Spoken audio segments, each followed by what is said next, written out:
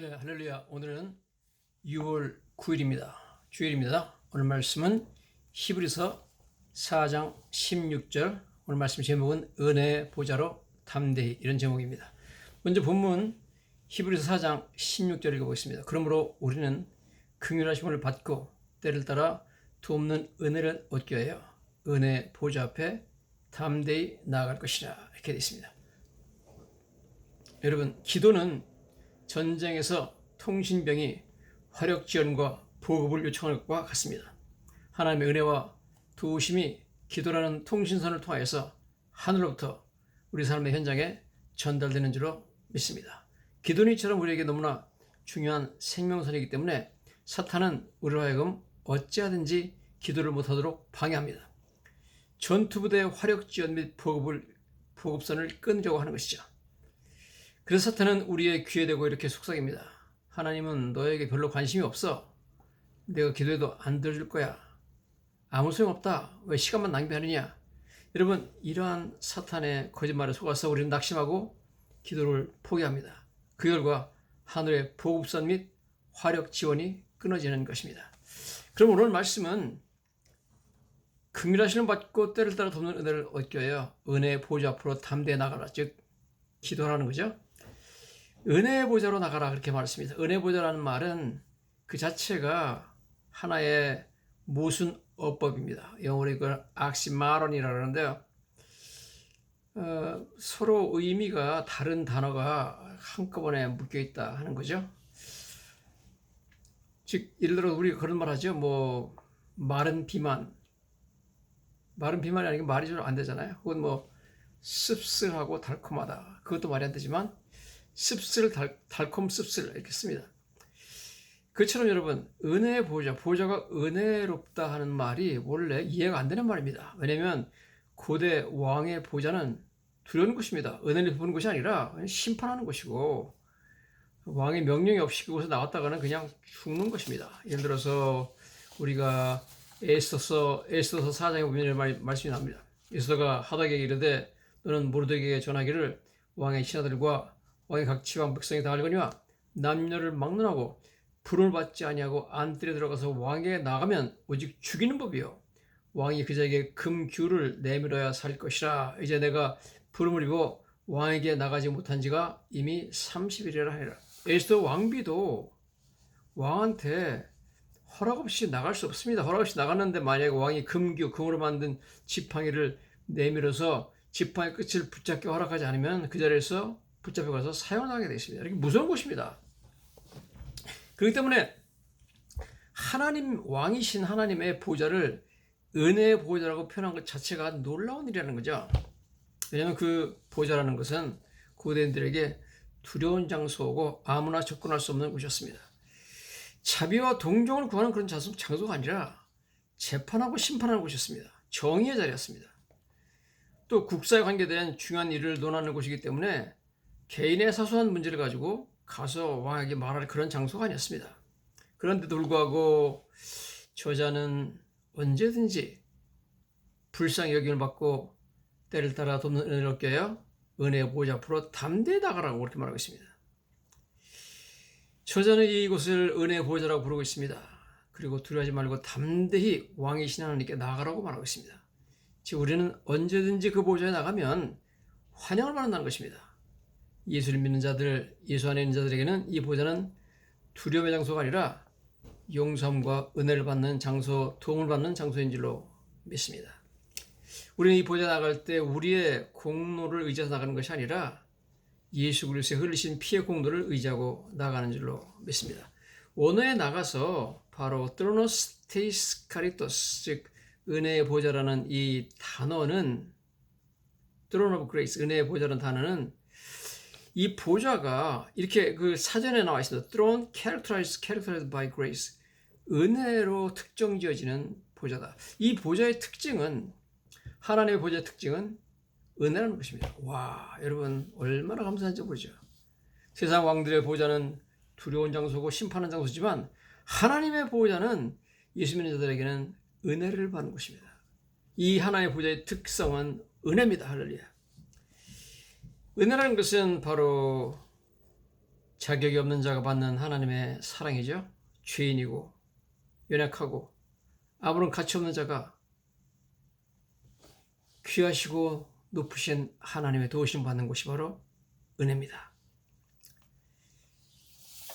즉 하나님의 은혜라는 말은 그 사람이 그러한 하나님의 사랑을 받을 가치에 근거하지 않는다는 거죠. 가치가 없는 사람이 받는 게 은혜라는 겁니다. 저 여러분들은 하나님의 은혜를 받을 만한 가치가 없는 죄인들입니다만 하나님은 이 보좌를 통해서 은혜로 우리를 사랑하시고 불쌍히 여기시고 때를 따라 돕는 은혜를 베풀어 주시는 줄로 믿습니다. 그러므로 여러분 이 보좌는 Throne of Justice, 공의의 보좌가 아니라 Throne of Grace and Mercy, 은혜와 긍휼의 보좌인 줄로 믿습니다. 또 여기 말씀하시기를 나아가라고 그랬잖아요.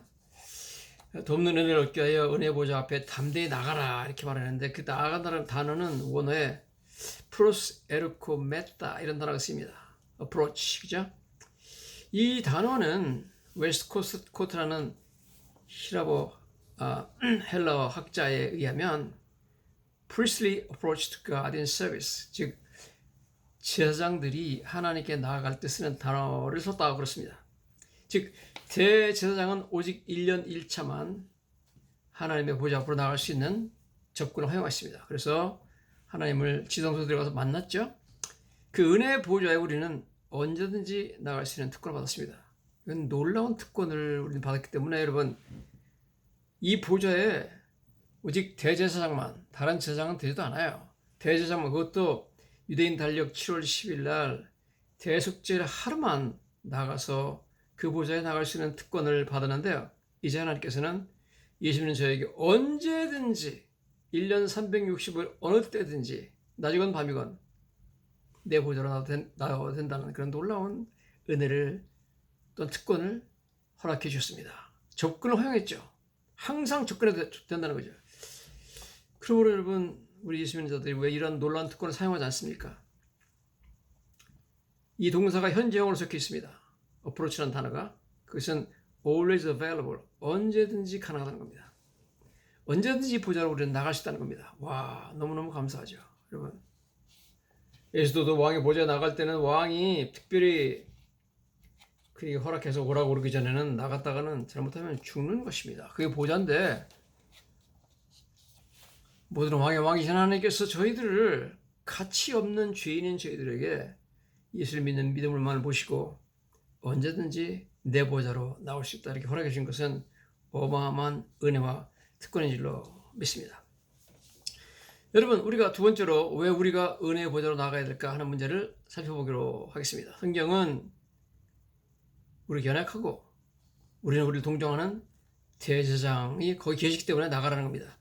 히브리서 4장 15절에 우리에게 있는 대제사장은 우리의 연약함을 동정하지 못하시리가 아니요 모든 일에 우리가 똑같이 시험을 받으리로되 죄는 없으시니라. 연약함을 동정하지 않는 분이 아니라 그랬습니다. 우리 다 연약합니다. 예수님께서 우리에게 내가 너를 안 도와줘도 너는 충분히 잘하고 있으니까 특별히 내 도움이 필요할 때만 내 보좌로 나오라 그렇게 말하지 않았습니다. 예수님께서는 나를 떠나서는 너희가 아무것도 할 수 없다 그랬습니다. 요한복음 15장 5절에 나는 포도나무요 너희는 가지라 그가 내 안에 내가 그 안에 가면 사람이 열매를 많이 맺나니 나를 떠나서는 너희가 아무것도 할 수 없습니다. 여러분 우리는 예수님을 떠나서는 아무것도 할 수가 없습니다. 하나님이신 예수님이 지금도 우리에게 생명과 호흡을 주지 않는다면 우리는 생명과 호흡을 공급해 주지 않는다면 우리는 이 순간도 살 수가 없습니다. 여러분. 그러므로 주님을 떠나서는 우리가 아무것도 할 수 없기 때문에 우리는 연약합니다. 인간이 연약합니다. 언제 죽을지 몰라요, 사실. 우리가 은혜 보좌 앞으로 나갈 때 주님은 우리의 연약함을 인하여서 우리를 무시하거나 책망하거나 조롱하지 않으십니다. 아버지가 울면서 자신에게 달려오는 어린 자녀를 환영하고 안아주고 왜 우느냐고 하면서 껴안아주듯이 주님은 우리를 안아주십니다. 특히 우리가 백발이 되어도 우리를 안아주십니다. 이사야서 46장 3절 4절 이렇게 나와 있습니다. 야곱의 집이여 이스라엘의 집에 남은 모든 자여 내게 들을지어다 배에서 태어남으로부터 내게 안겼고 태에서 남으로부터 내게 업힌 너희여 너희가 노년에 이르기까지 내가 그리하겠고 백발이 되기까지 내가 너희를 품을 것이라. 내가 지었은즉 내가 업을 것이요 내가 품고 구하내리라. 와, 여러분, 어린애는 사람들이 많이 껴안아주지만 백발이 된 사람을 껴안아주고 그러지 않습니다.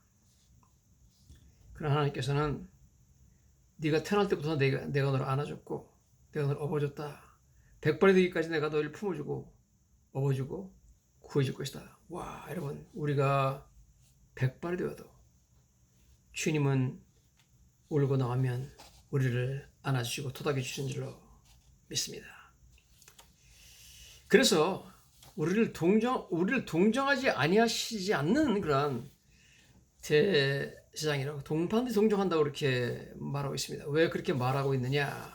그렇게 우리를 동정하지 아니하신 자가 아니여 이런 표현을 쓰셨느냐 하면, 그 전에 우리가 히브리서 4장에 보면 예수님께서 삼층천, 즉 이 대기권과 성취권을 뚫고 세 번째 하늘인 그런 하나님 보좌하는 곳에 가셨다고 그랬잖아요. 그래서 그 높은 보좌의 하늘나라에 앉아 계신 그분이, 예수님이 어떻게 우리를 동정할 수 있겠느냐? 우리같이 이 땅에서 고생하고 헤매는 사람들을 어떻게 알 수 있겠느냐? 우리 감정을 어떻게 이해할 수 있겠느냐? 그렇게 질문하는 데 대해서 히브리 저자가 무슨 소리냐? 예수님은 누구보다도 우리 아픔과 우리의 연약함을 이해하신다. 왜냐하면 예수님은 사람에 대해서 이 세상에 오셔서 모든 것을 경험하셨기 때문에 우리의 감정과 우리의 모든 어려움들을 누구보다 잘 이해하시는 분인 줄로 믿습니다. 미국의 어떤 그 시골에 어린아이가 하나가 살고 있었답니다. 근데 동네를 지나가다 보니까 어느 집에서 강아지를 판다고 Puppies for sale 이렇게 붙여놨답니다. 그래서 집에 들어가가지고 주인에게 강아지가 얼마입니까? 물어보니까 $25, 25불이다 그랬답니다. 그래서 그 아이가 말하기를 강아지 좀 보여줄 수 있어요? 그러니까 그 주인이 휘파람 불었답니다. 그러니까 엄마 개가 나오고 엄마 개를 따라가지고 강아지들이 절절 나오는데 굉장히 귀여운 강아지들이 이제 4마리가 엄마를 따라 나오면서 꼬리를 흔들고 소리를 질렀답니다. 근데 나중에 보니까 또 천천히 그 뒤에서 다른 한 강아지가 나오는데 다리를 절고 있었다 하는 거죠. 그래서 보니까 뒷다리가 시원찮다는 겁니다. 그래서 그 아이가 물어봤답니다. 주인에게, 이 뒤에 따라온 강아지는 왜 이렇게 됐어요? 그러니까 이 강아지는 태어날 때부터 불구다. 의사가 엑스레이를 찍어보니까 고관절이 없다. 그래서 치료도 안 되고 평생을 이렇게 제대로 걸을 수 없는 강아지다. 뛸 수도 없다. 그렇게 말했답니다. 그러니까 그 어린아이가, 제가 이 강아지를 사겠습니다. 그 대신 한꺼번에 25불을 줄 돈이 없으니까 조금씩 내도 되겠습니까? 이렇게 물어봤답니다. 그 주인이 말하기를, 네가 내 말을 잘 이해했는지 모르겠지만 내가 말했듯이 이 강아지는 커도 잘 뛸 수도 없고 너랑 같이 잘 걷지도 못할 것이다. 평생 이렇게 불구자로 지내야 될 강아지다. 그런데도 이 강아지를 원하느냐? 그랬답니다. 그러니까 이 어린아이가 자기 바지를 좀 이렇게 내려서 자기 허벅지에 있는 그 버팀대와 붕대를 보여주면서, 저도 똑같이 고관절에 문제가 있어서 제대로 걷지를 못합니다. 그러면서 말하기를, 강아지를 쳐다보면서 이 강아지는 고관절이었기 때문에 굉장히 많은 사랑과 이해심을 요구할 것입니다. 주인 아저씨, 이렇게 불구자가 된다는 것은 쉬운 일이 아니고 어려운 일입니다. 내가 경험해보니까 그래요. 그랬답니다. 그러니까 그 주인이 말하기를, 내가 너한테 이 강아지를 돈 받지 않고 거저주마. 왜냐하면 네가 이 강아지를 너무 잘 돌볼 것 같구나. 그렇게 말하면서 거저 주었다는 것입니다. 여러분, 같은 고통과 문제를 겪은 사람은 다른 사람을 이해할 수 있습니다. 예수님께서는 이 세상에 계셔서 우리가 겪는 모든 고통과 어려움들을 다 겪으셨습니다. 그래서 그분은 언제든지 우리를 동정할 수 있는, 우리를 불쌍할 수 있는 좋으신 대제사장인 줄로 믿습니다. 그러므로 여러분 담대히 나가라는 겁니다. 그분이 계시기 때문에 그곳에. 우리는 언제 은혜의 보좌로 나가야 되겠습니까? 성경 보니까 때를 따라 in time of need, 필요할 때마다 그런 뜻입니다. 즉 언제나죠. at all times 우리가 주님의 도움이 필요하지 않을 때가 없습니다. 순간순간 주님의 도움이 필요하지 않을 때는 없습니다. 일을 할 때나 운전할 때나 뭐 집에 있을 때나 우리는 항상 주님의 도움이 필요하기 때문에 우리는 항상 돕는 은혜를 간구하며 주 앞에 나가야 되는 줄로 믿습니다. 그래서 성경에서 항상 기뻐하라, 쉬지 말고 기도하라 이렇게 말씀하시죠. 내가 지금 생명을 가지고 있고 호흡할 수 있는 것도 하나님의 은혜인 줄로 믿습니다. 주님이 공급해 주지 않으면 내 생명과 호흡도 언제든지 끊을 수 있습니다. 사도행전 17장 24절 25절 이렇게 나와 있죠. 이는 만민에게 생명과 호흡과 만물을 친히 주시는 이다. 하나님께서 호흡을 주신다는 겁니다. 이사야 42장 5절에 하늘을 창조하시며 펴시고 땅과 그 소산을 내시며 땅 위의 백성에게 호흡을 주시며 이렇게 말하겠습니다. 하나님이 호흡을 주십니다. 여러분, 하나님이 호흡을 주지 않고 생명을 주지 않지만 우리는 당장 살 수가 없습니다. 우리는 하나님을 떠나서는 아무것도 할 수 없는 존재입니다. 나를 떠나서는 너희가 아무것도 할 수 없다. 그러므로 우리는 항상 언제든지 쉬지 말고 기도해야 될 줄로 믿습니다. 그리고 우리는 어떻게 은혜의 보좌 앞에 나가야 됩니까? 성경 우리가 담대히 나가라 그러죠. 담대히 은혜의 보좌 앞에 나갈 것이라. 우리의 의로움이나 공로를 의지하여 보좌 나가는 것이 아닙니다. 예수 그리스도의 피의 공로를 의지하여 나가기 때문에 우리는 담대하게 나갈 수 있습니다. 대제사장도 지성 속죄소 위에 피 뿌림 없이는 하나님이 계신 보좌로 나갈 수가 없었습니다. 대제사장도 피의 공로를 의지하고 하나님의 보좌 앞에 나갔습니다. 히브리서 10장 19절 20절 이렇게 나와 있습니다. 그러므로 형제들아 우리가 예수의 피를 힘입어 성소에 들어갈 담력을 얻었나니 이렇게 나왔습니다. 근데 이 성소는 한국말은 성소라고 나와 있지만 영어에는 most holy place 지성소라고 나와 있습니다. 담력이라는 것은 confidence죠. 담대함이죠. 근데 어떻게 우리가 지성소에 들어가느냐? 예수의 피를 힘입어. 여러분 내 공로가 아니라 예수의 피 때문에 우리는 담대하게 지성소에 언제든지 나갈 수 있는 줄로 믿습니다. 우리가 담대히 나갈 수 있는 것은 우리가 선하며 선한 일을 많이 하였고 주님을 위해서 일을 많이 하였고 우리가 기도도 잘하고 뭐 기도도 열심히 했기 때문에 아닙니다. 스펄전이 이렇게 말했습니다. God will overlook our shortcomings and poor prayers just as a loving parents will overlook the mistakes, the sentences of his toddler. 하나님께서는 우리의 결정과 poor prayer, 연약한 기도를 다 간과하실 것이다. 마치 자녀를 사랑하는 부모가 말을 제대로 잘 못하는 어린 아기의 실수들을 모두 다 관여하지 않는 것 같이 그렇게 우리 연약함과 기도도 잘 못하는 이런 모든 연약함까지 다 안아주시고 품어주시고 불쌍해 주시고 우리에게 긍휼하심과 도움을 베풀어 주시도록 믿습니다. 우리가 아주 악하고 부끄러운 죄를 지었을 때도 우리는 담대히 하나님의 은혜의 보좌 앞에 나아가 회개하고 용서를 받을 수 있는 줄로 믿습니다.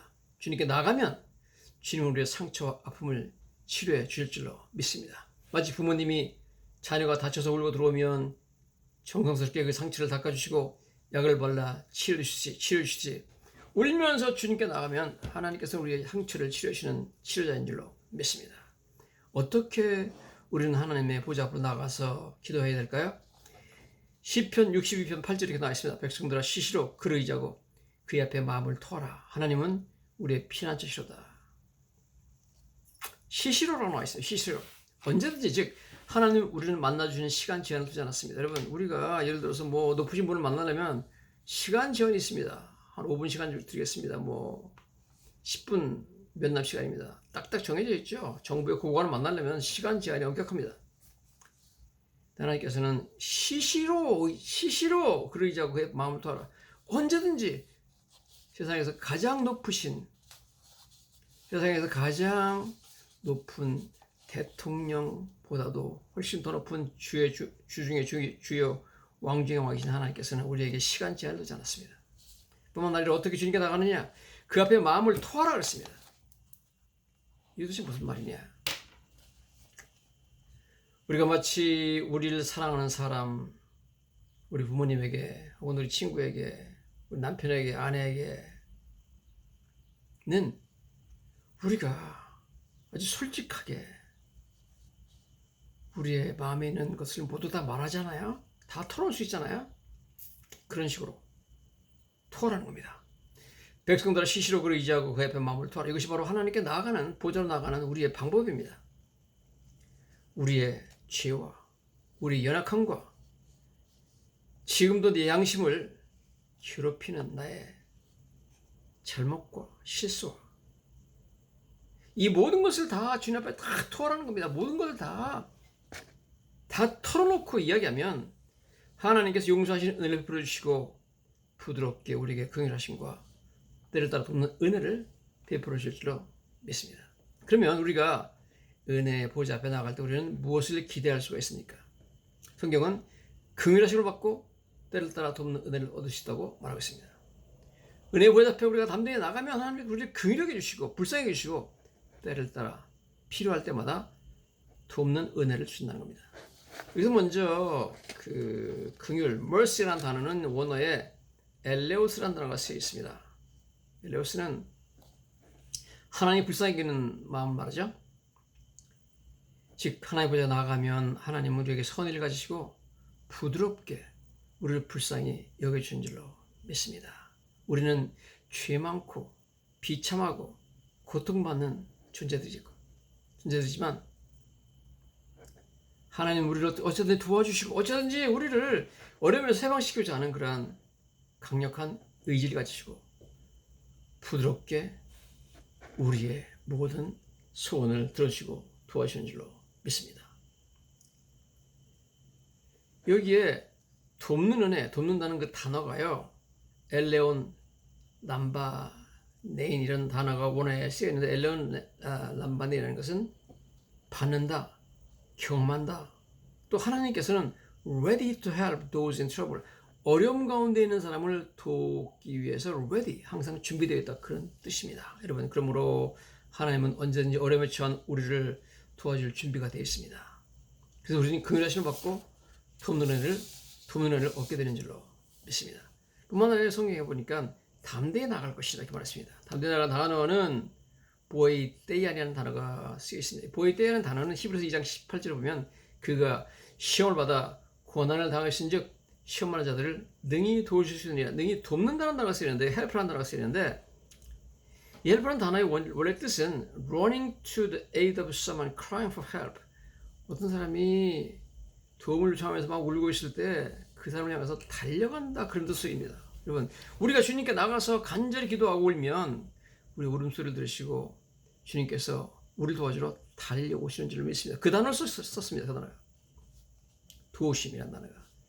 또 이 단어 헬프라는 단어는 보이떼이라는 단어는 사도행전 27장 17절에서 경험이 풍부한 노련한 선원들이 줄을 가지고 선체를 둘러 감고라는 뜻으로 써 있습니다. 그 단어 줄을 감아서 선체를 둘러 감아가지고 그 유라굴로 풍랑으로 인해서 배가 깨지는 것을 막은 것을 말하고 있습니다. 즉 우리 인생의 배가 풍랑을 만나 쪼개지려 할 때 하나님께서 줄을 가지고 감아서 파손하지 않도록 막아주신다는 뜻입니다.